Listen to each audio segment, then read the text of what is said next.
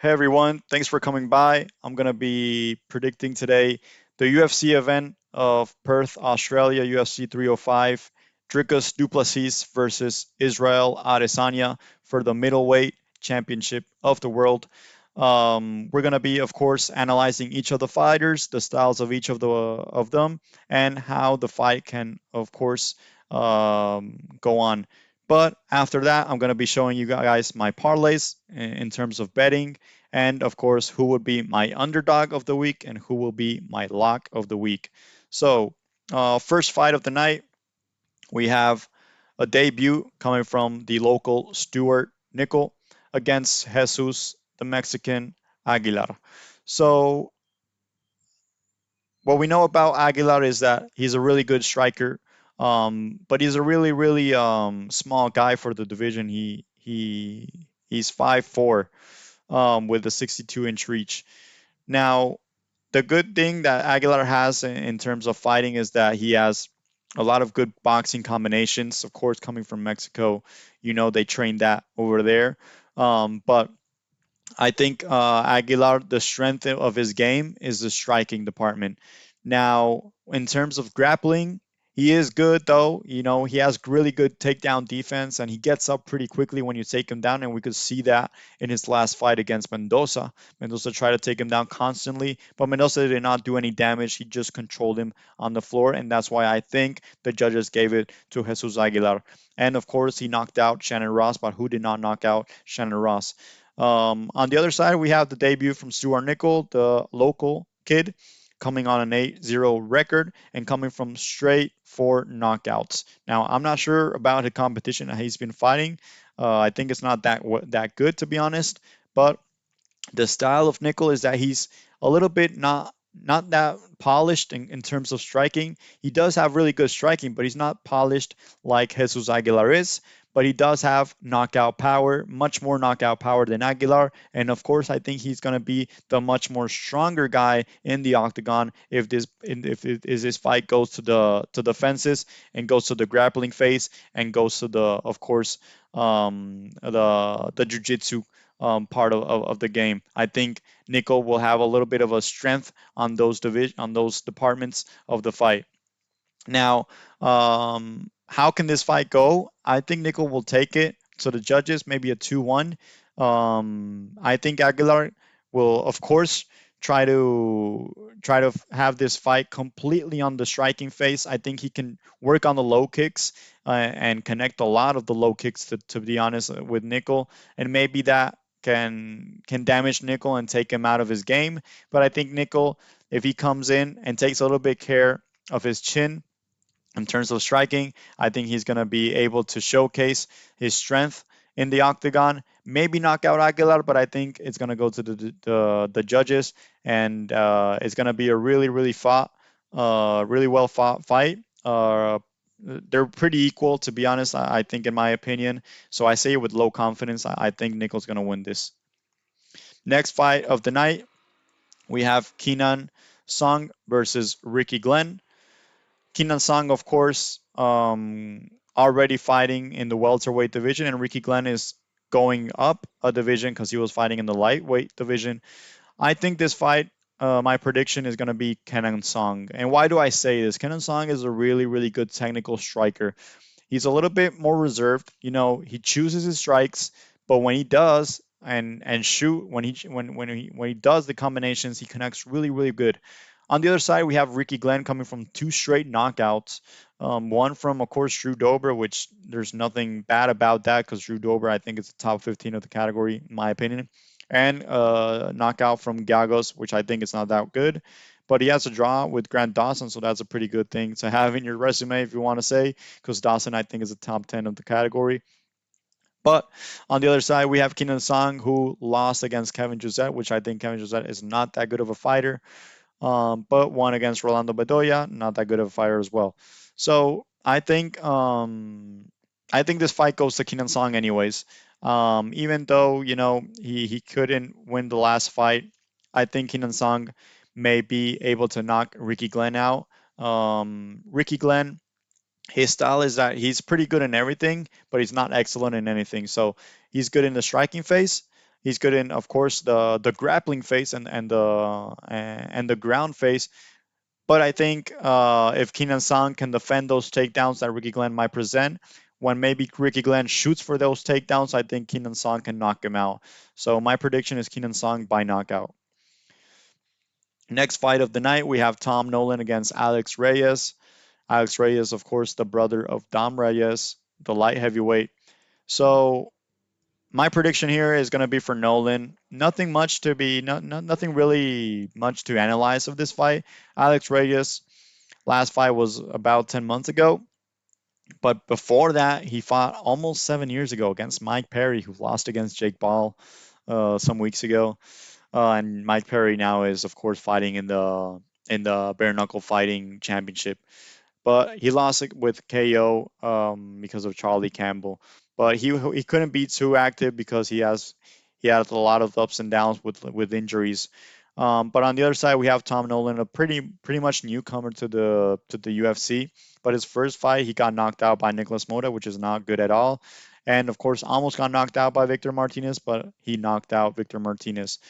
I think Tom Nolan's strength is, of course, the striking game, but he leaves a lot of holes, and people can connect really, really easily with Tom Nolan and can knock him out. But anyways, I think my pick here is going to be with pretty much confidence Tom Nolan. I think Alex Reyes is going to be the much slower fighter in there, and it's gonna, there's gonna be some ring rust, to be honest.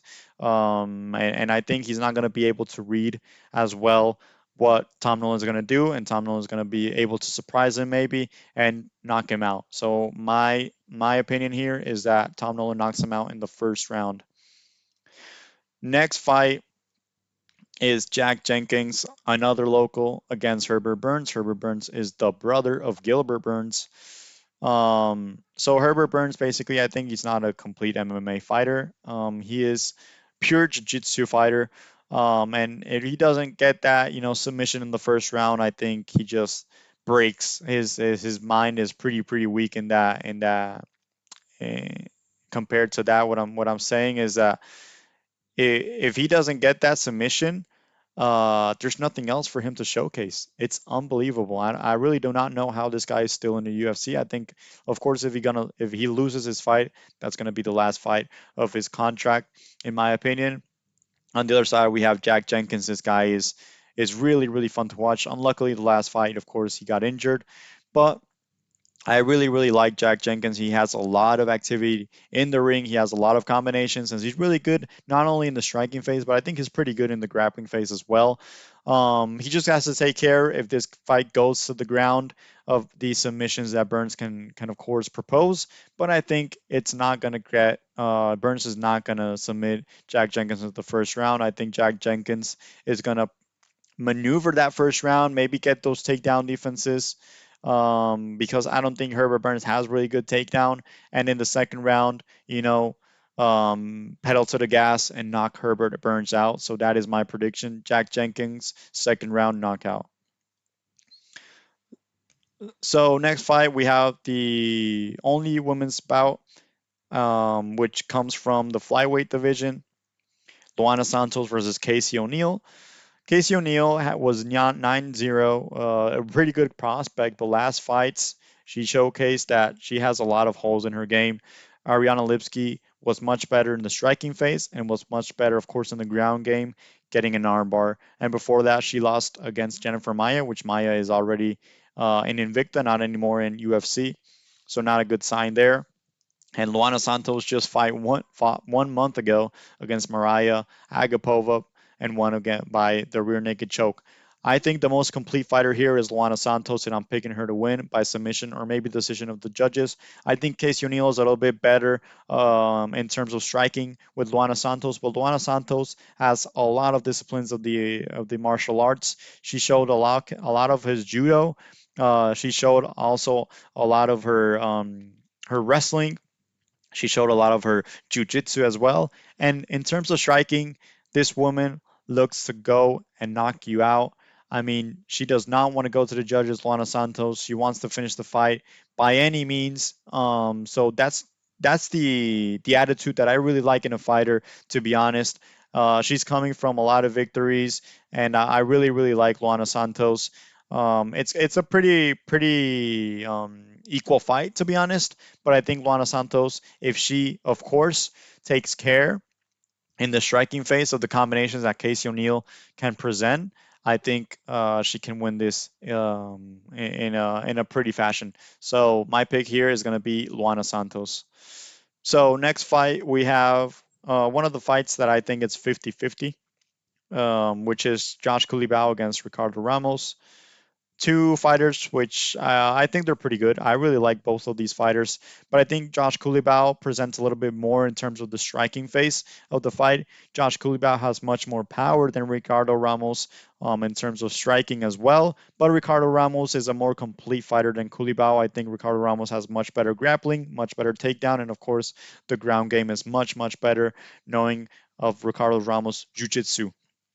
But my pick here is going to go for Josh Kulibau. Both come from two straight losses, so both are looking for that victory. But I'm going with the local. I'm going with Josh Kulibau. I think he might be able to knock Ricardo Ramos out.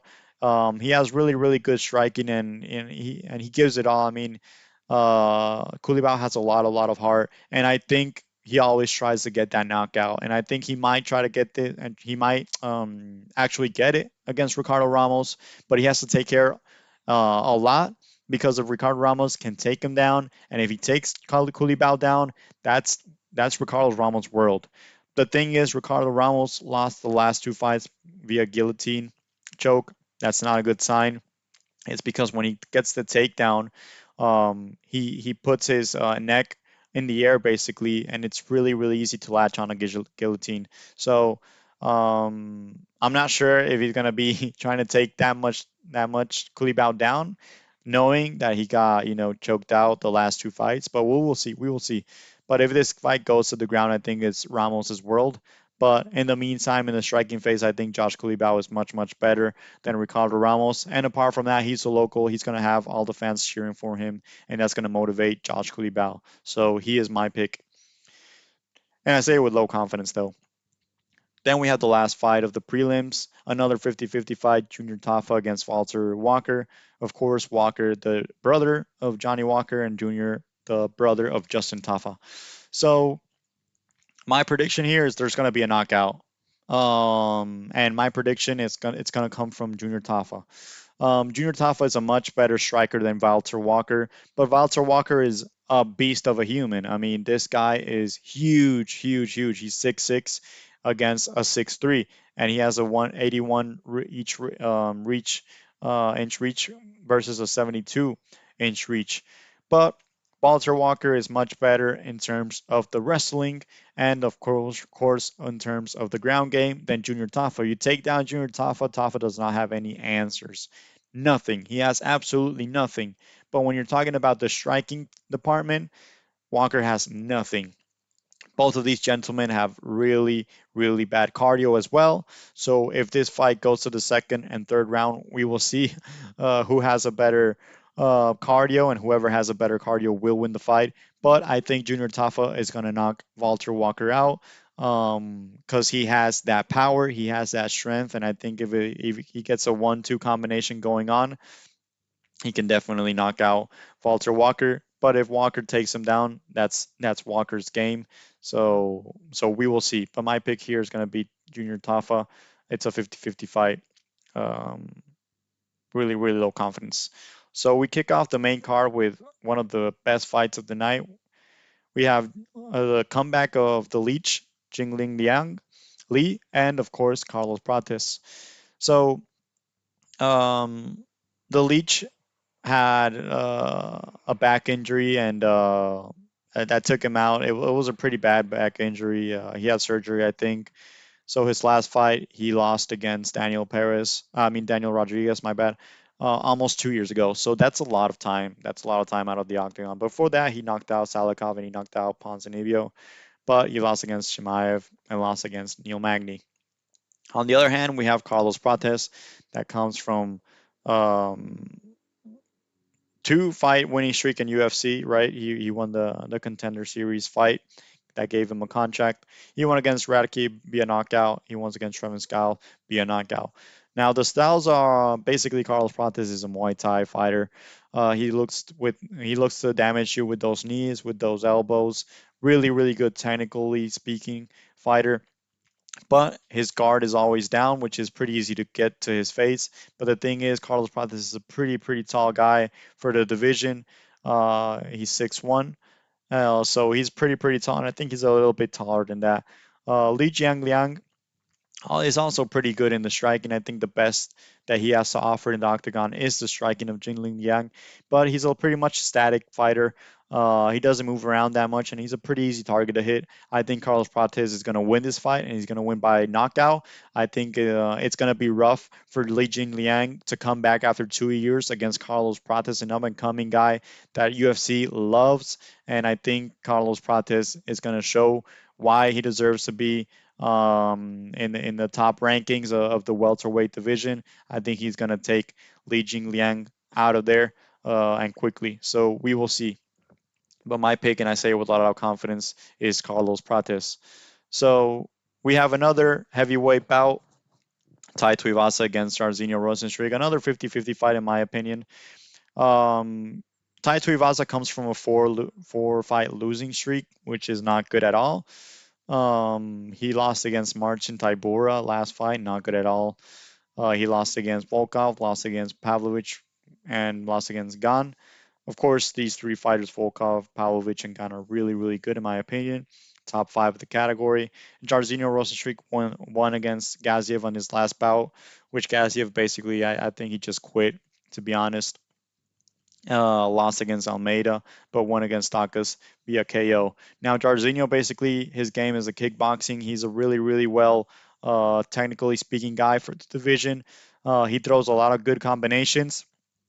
But the thing is, he leaves a lot of holes. I think he's really hittable, in my opinion, to be honest, Jarzinho. And I think Tai Tuivasa is what he's going to be looking for is that knockout in the first round. But if he does not get the knockout in the first round, second and third round, it's all Jarzinho Rozenstruik.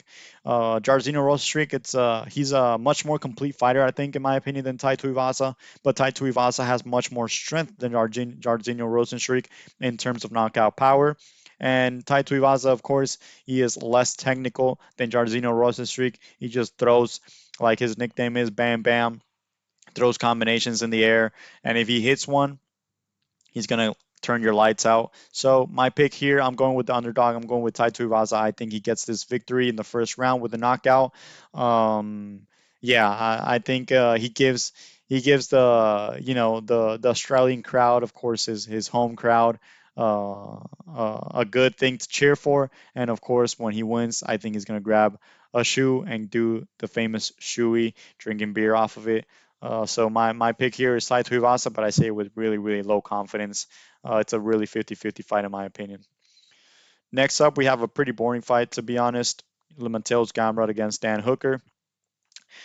I'm just gonna say my pick here. My pick here is gonna be Gamrot. I think he's gonna out wrestle Dan Hooker, take him down various times. I think in the last fight, Gamrot took down um, Dos Anjos more than 20 times. I'm not pretty sure. I have to check that again, but yeah, he took Dos Anjos out a lot of times. And on the other side, we have Dan Hooker coming from two straight victories.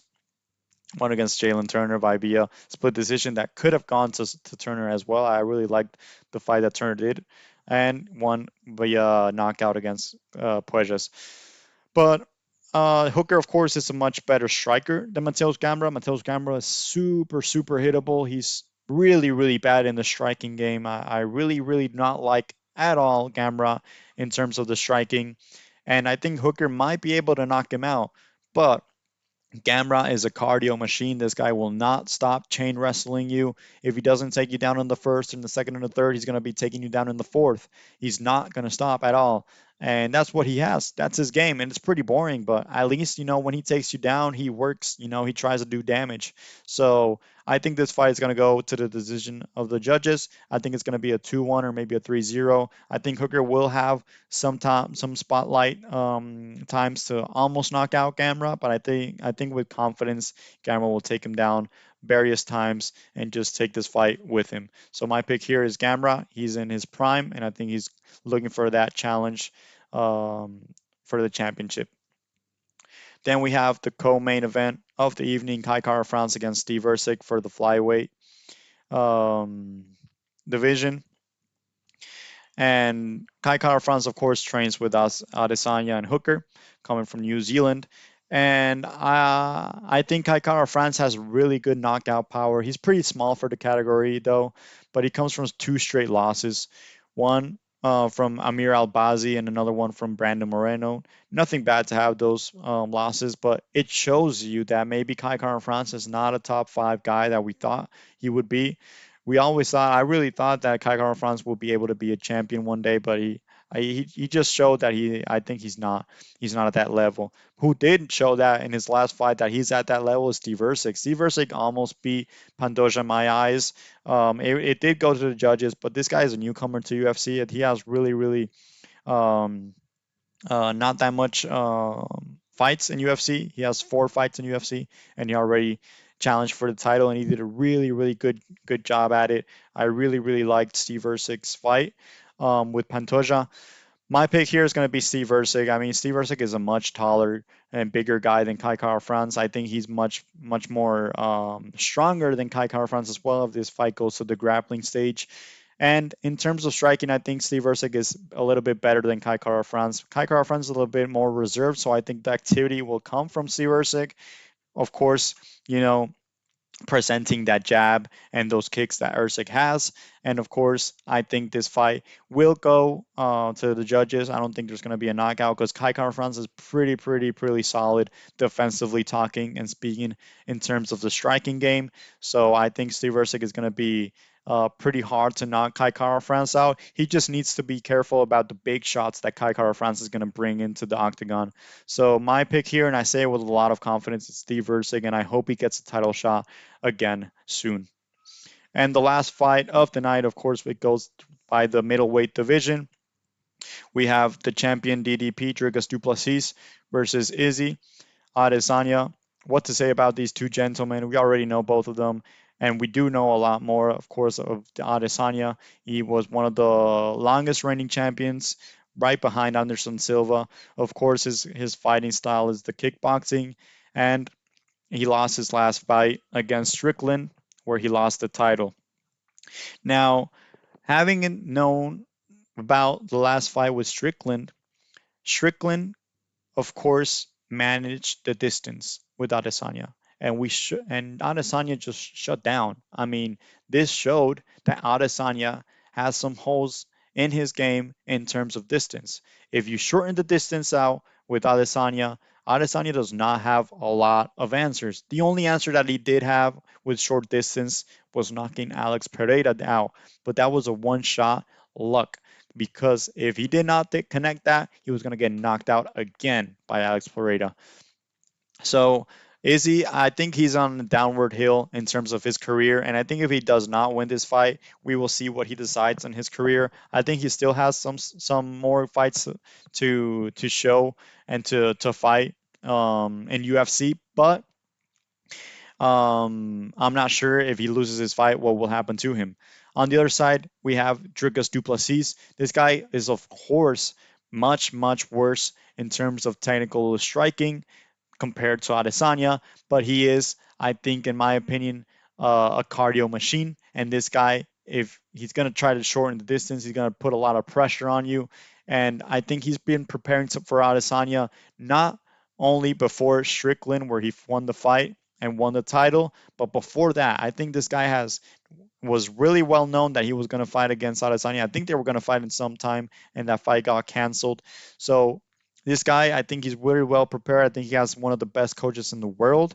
And my prediction here is that the underdog, Dricus Duplessis, defends his title and wins it. I think it might go to the decision, but I think Adesanya can knock him out. I think that's the only way that he can win is by knocking Dricus Duplessis out.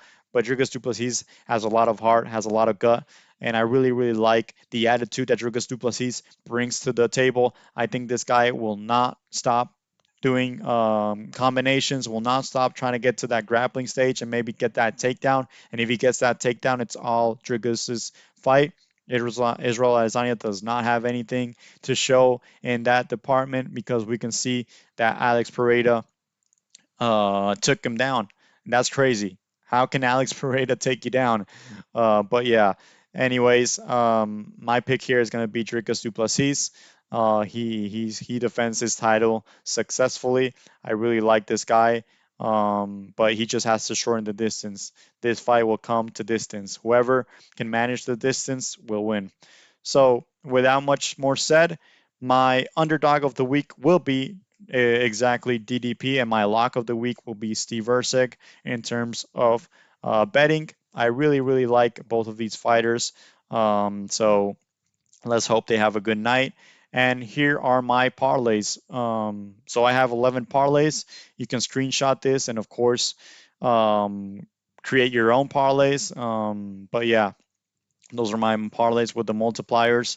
We know the most confident picks. I mean, the market is not giving us really good numbers, to be honest, but my most confident fighters will be, of course, Usyk, Prates, and Jenkins.